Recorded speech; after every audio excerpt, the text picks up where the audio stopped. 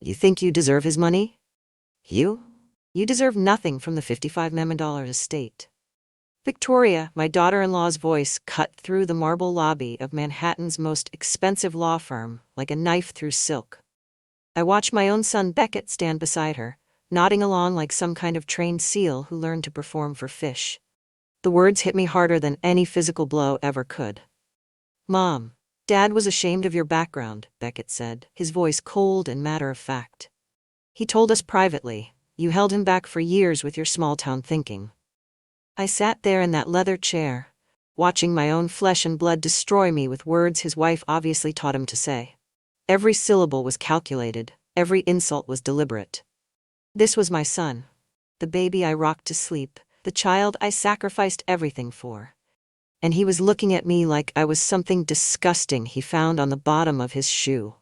Victoria leaned closer, her perfectly manicured nails clicking against the mahogany table, her voice dripping with pure venom. Your husband, Taylor, built a $55 million empire, despite being married to someone who never understood high society. Don't expect a dime from Dad's estate. He made his wishes very clear.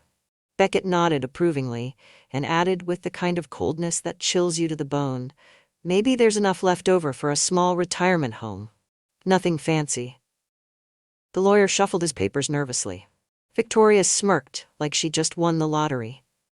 Beckett straightened his tie like he was preparing for a victory speech. But here's what they didn't know. Here's what nobody in that pristine law office had any clue about.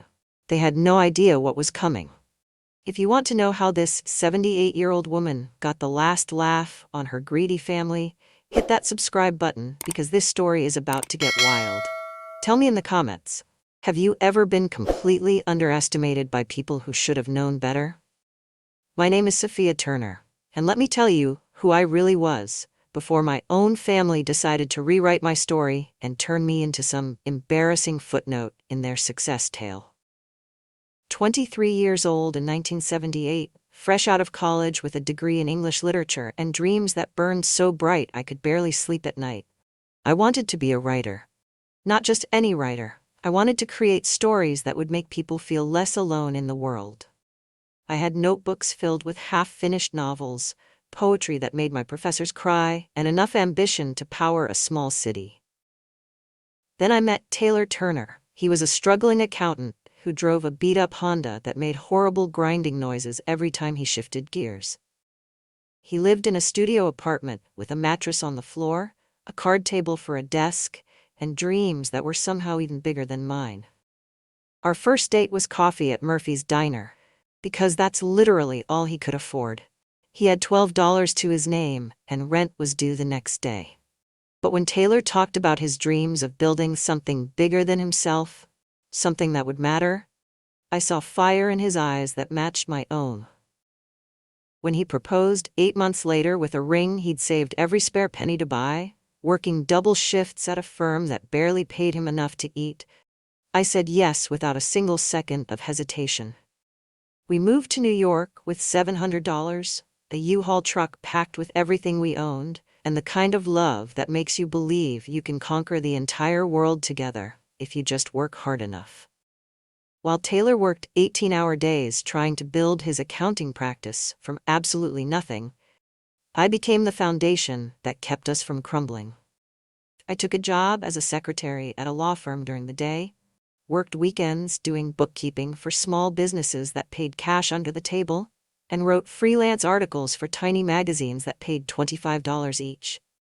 Every penny I earned went toward keeping us afloat, while Taylor chased the dream we both believed in. When Beckett was born, I made a choice that would define the next 40 years of my life. I put my writing dreams on hold, not temporarily, permanently. I told myself it was just until Taylor's business got established, just until we had enough money to breathe, just until things got easier. Those notebooks full of stories, they went into a closet. That novel I'd been working on for 3 years, it stayed unfinished. My dreams of becoming a writer? They became something I used to want, back when I was young and foolish enough to think I could have everything. Every night, Taylor would collapse on our second-hand couch that we'd bought for $50 from a yard sale. completely exhausted from trying to convince people to trust him with their money when he looked like he was barely old enough to balance his own checkbook. I'd sit beside him and rub his shoulders while he shared every dream and every fear that kept him awake at night. "One day, Sophia," he whispered, his voice thick with exhaustion and hope. "One day we'll have everything we've ever wanted. You won't have to work 3 jobs anymore. You can write your books. We'll have enough money to give Beckett everything we never had." I believed him. I believed every single word. By 1985, Taylor's firm was growing, but success was still a daily battle that we fought together every single day. When he decided to specialize in corporate mergers, a risky move that could have destroyed everything we'd built, I became his unofficial research partner without even thinking twice about it. I spent hours at the New York Public Library, diving deep into potential clients' backgrounds, analyzing their business models, helping Taylor understand industries he'd never worked with before. While other wives were shopping or having lunch dates, I was buried in financial reports and industry publications, building the knowledge base that would make Taylor look like a genius in boardrooms across Manhattan. When Harrison Industries became his first major corporate client, I was the one who helped him prepare that game-changing presentation. I researched their competitors until my eyes burned, identified their tax vulnerabilities that no one else spotted, and helped Taylor craft the strategy that ended up saving them $2 million in their first year alone. Taylor walked into that boardroom and delivered my research like it was his own brilliant insight. He got the handshake, the celebration dinner, the recognition from every power player in the room. I got to go home and help 8-year-old Beckett with his math homework, while Taylor celebrated with clients who thought he was some kind of business prodigy. But here's the thing that made it all worthwhile. Every victory, every breakthrough, every time someone called Taylor brilliant, he'd come home and pull me into his arms like I was the most precious thing in the world. "We did it again, Sophia," he whispered against my hair. "You and me, always a team." And for 25 beautiful years, we were the best team either of us had ever known. I wasn't just Taylor's wife, I was his secret weapon, his entire research department, his strategic advisor rolled into one person who happened to love him more than life itself. Every major decision, every important client meeting, every strategic move that built Taylor Turner's reputation went through our kitchen table discussions first. He spread out documents, and I'd ask the questions that led to breakthrough insights. I'd point out the angles he missed, the opportunities he couldn't see, the risks that could destroy everything. Taylor Turner became successful because Sophia Mitchell made him smarter, sharper, and more strategic than he ever could have been alone. But nobody knew that except us, and that's exactly how we wanted it. At least, that's what I thought at the time. The betrayal didn't happen overnight.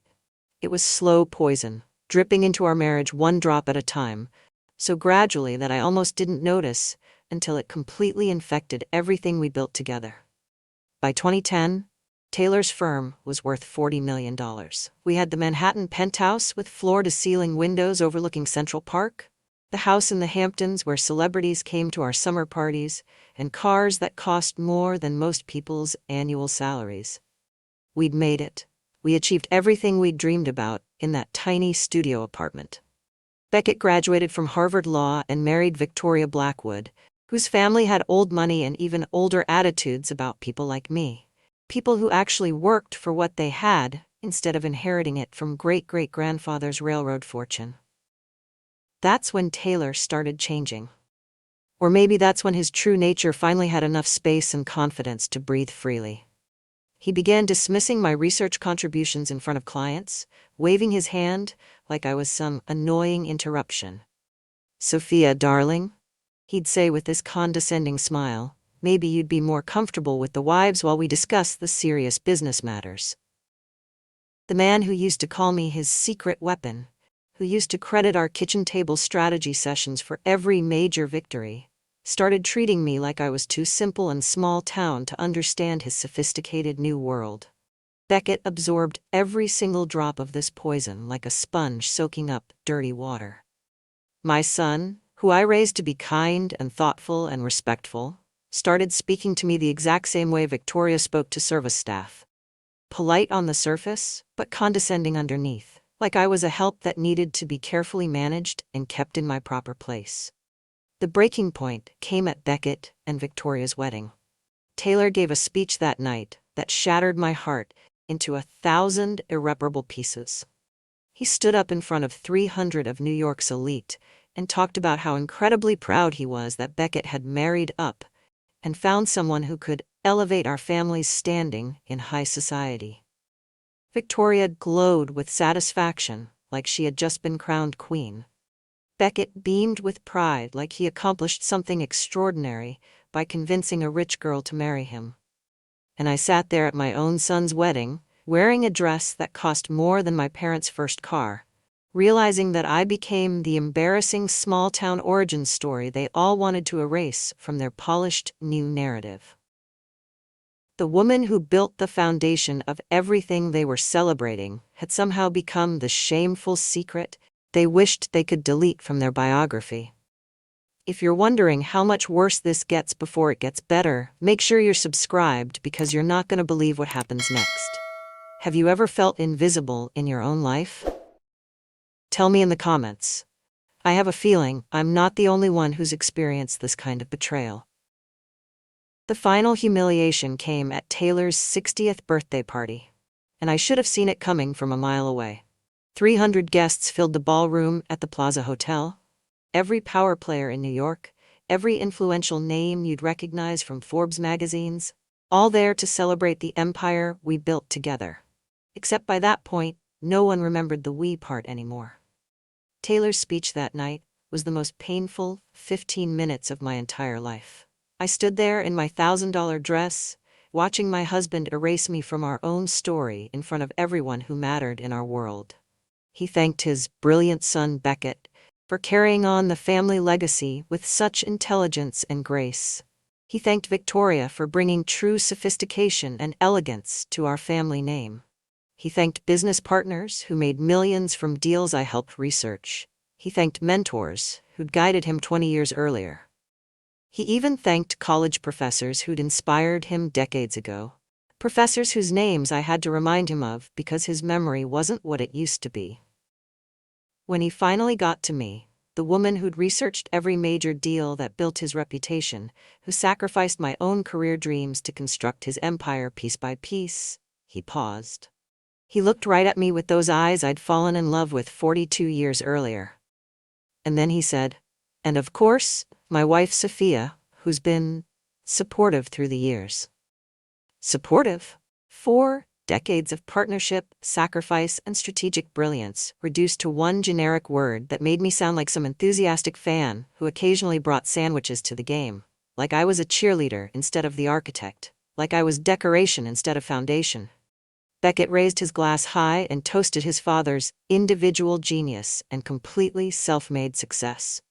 Every person in that room applauded Taylor's solo achievement, his personal brilliance, his independent rise from nothing to everything.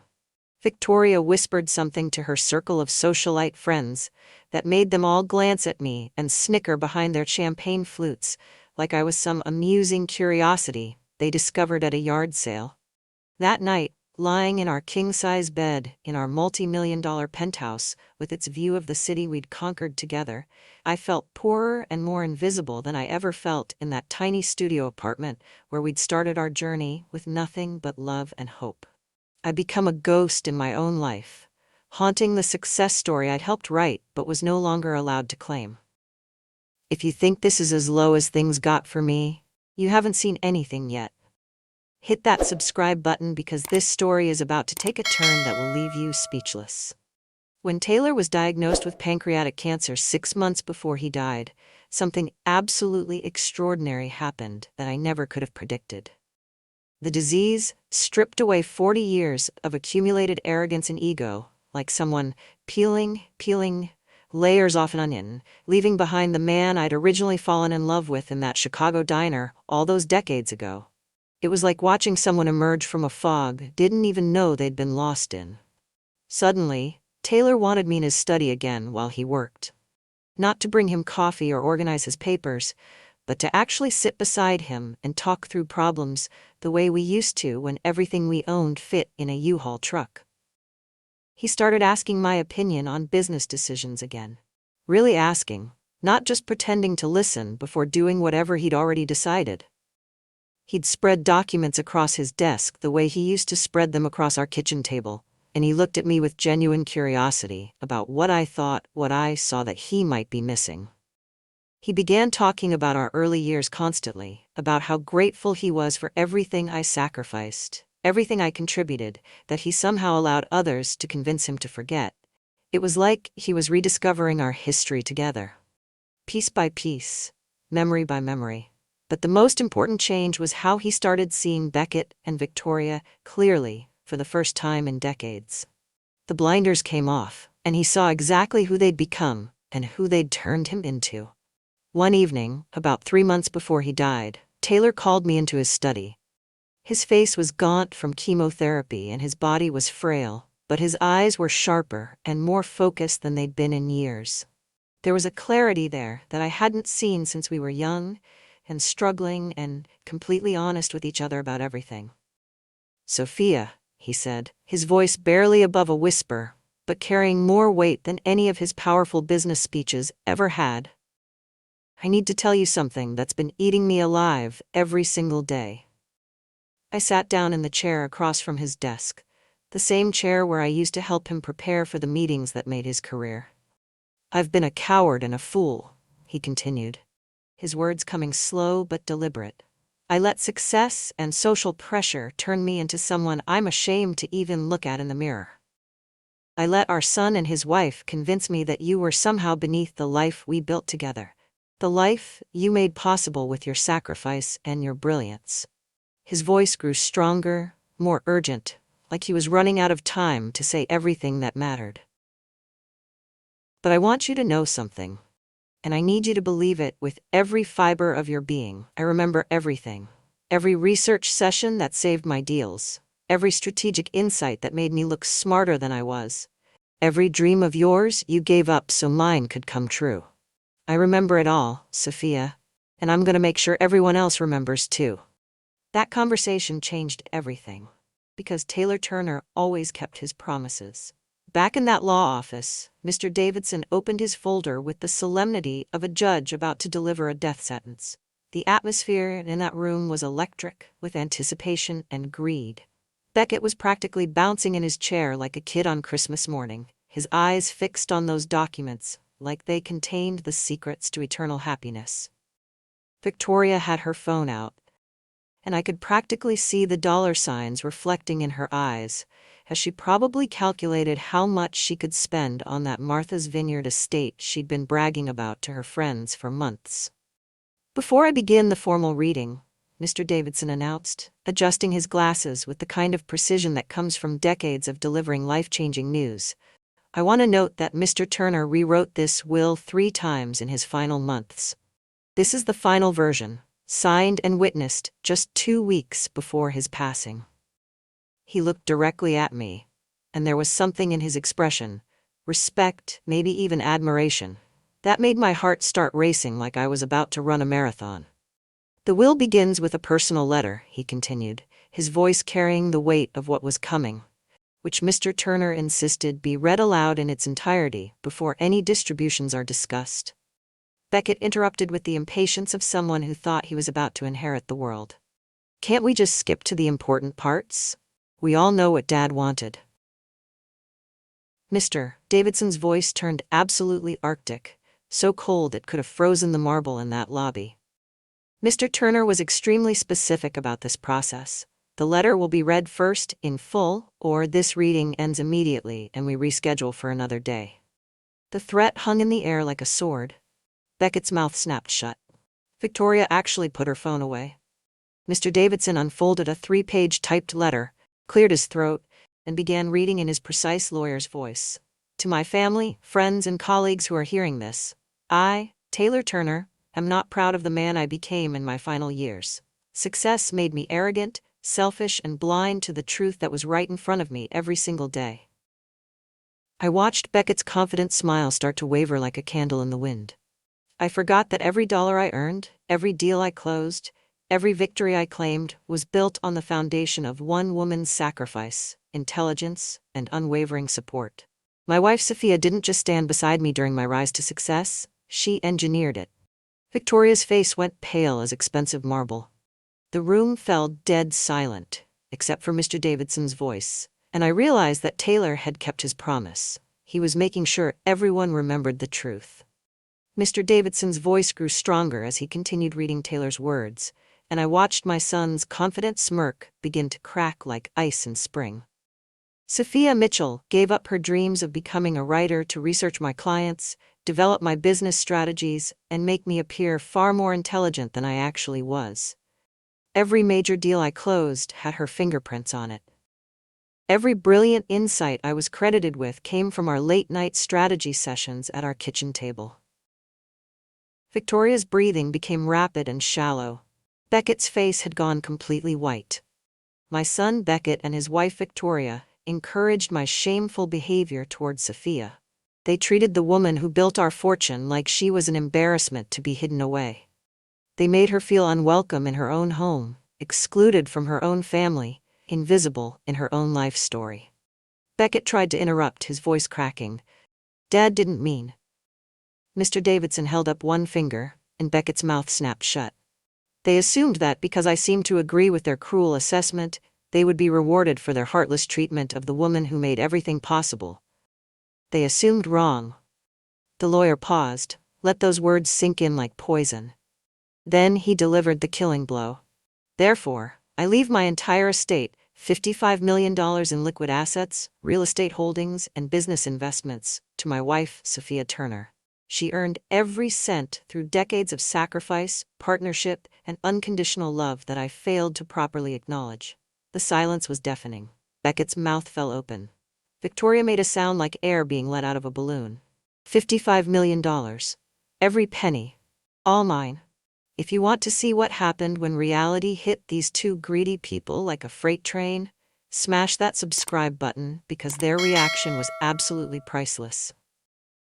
What would you do if someone spent years treating you like garbage and then expected to inherit your life's work? Let me know in the comments. The breakdown that followed was something I'll never forget as long as I live. Beckett, this grown man who'd spent years treating me like I was too simple to understand adult conversations, started sobbing like a toddler who'd had his favorite toy ripped away from him. The tears weren't dignified or quiet. They were ugly, desperate, pathetic. Mom, please, you have to listen to reason, he blubbered, his voice breaking like he was 13 years old again. Dad was sick. The medication affected his thinking. You know he didn't mean any of this. We're family. You can't seriously keep all of it. Then came the manipulation I'd been expecting. Think about my future, about the grandchildren you'll never have if you destroy our relationship over money. Grandchildren. As if I hadn't spent 40 years being the perfect mother, only to watch him grow into someone who treated me like hired help. But Victoria's reaction? That was pure theatrical gold that belonged in some dramatic opera. She started hyperventilating like someone was actively suffocating her, screaming about how this was legally impossible, how they'd already signed contracts and made commitments based on their expected $50 million windfall. We put deposits down. We told everyone. My friends are expecting us to buy the estate in Martha's Vineyard. How am I supposed to explain this to the country club? To my mother? To everyone who knows we were inheriting everything? The panic in her voice was almost musical. Then she turned on me with the kind of venom usually reserved for war enemies, her face twisted into something ugly and desperate. This is absolutely insane. You're nobody, Sophia. You came from a nothing town with nothing people, and you'll always be nothing. You don't have the education, the sophistication, or the social connections to manage this kind of wealth. She was screaming now, completely unhinged. You'll lose it all in 6 months, make terrible investments, get scammed by everyone, and then what? You'll come crawling back to us, begging us to fix the mess you made.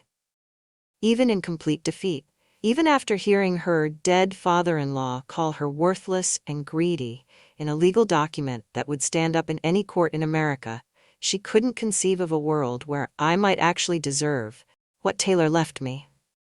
The entitlement was absolutely breathtaking. I stood up from the leather chair, straightened my shoulders, and took the folder of documents that made me one of the wealthiest women in New York. I looked at my son and his wife, really looked at them, for what I knew would be the final time. "Beckett," I said, my voice calm as still water, "your father didn't leave you $1 because cancer clouded his judgment. He left you $1 because illness cleared it completely. For the first time in decades, he saw you exactly as you are. A man who chose social status over love, who chose his wife's approval over his mother's dignity, who chose cruelty over kindness at every single opportunity." Beckett reached for my arm, panic flooding his voice like water through a broken dam, but I stepped away from him. "Victoria, you spent 15 years systematically destroying my place in this family. You wanted me gone, invisible, erased from the success story you thought belonged to you. Congratulations, you got exactly what you wanted. I'm gone." Victoria's voice broke as she whispered desperately, "Sophia, please, we can be different now. We can be a real family. We can start fresh." I walked toward that marble lobby exit, my heels clicking like a countdown timer on their old life. "No, Victoria, you can't be different. This is exactly who you've always been, and now everyone knows it." That was 2 years ago. I'm 78 years old now, and I wake up every morning in my house overlooking the Hudson River. It's not a mansion. I don't need to prove anything to anyone anymore. It's warm, peaceful, filled with the books I'm finally writing and the paintings I'm finally creating. Beckett has called me exactly 3 times since that day in Mr. Davidson's office. Each call was identical. Asking for forgiveness, begging for money, pleading for a chance to rebuild what he destroyed through his own choices. I gave him the same answer every time. "Beckett, I spent 42 years proving I loved you unconditionally. I don't have any years left to spend proving it again. I've started a foundation for young women who want to pursue writing but lack the financial freedom to chase their dreams. I've traveled to Paris, Rome, and Tokyo, every place Taylor and I plan to visit someday, but never did. And every single morning when I wake up in my peaceful house, I think about Taylor's final gift to me. Not the money, though I'd be lying if I said that doesn't help. His final gift was the truth, written down and spoken aloud so no one could deny it anymore. He remembered who I really was, what I'd really contributed, and what I'd always deserved. For the first time in my entire life, I belong completely to myself. And let me tell you something. It feels exactly like coming home. If this story proves anything, it's that karma always finds a way. Make sure you subscribe, because stories like this remind us that justice sometimes takes decades, but it always arrives. Have you ever had to choose between family loyalty and self-respect? Tell me in the comments what you would have done in my situation.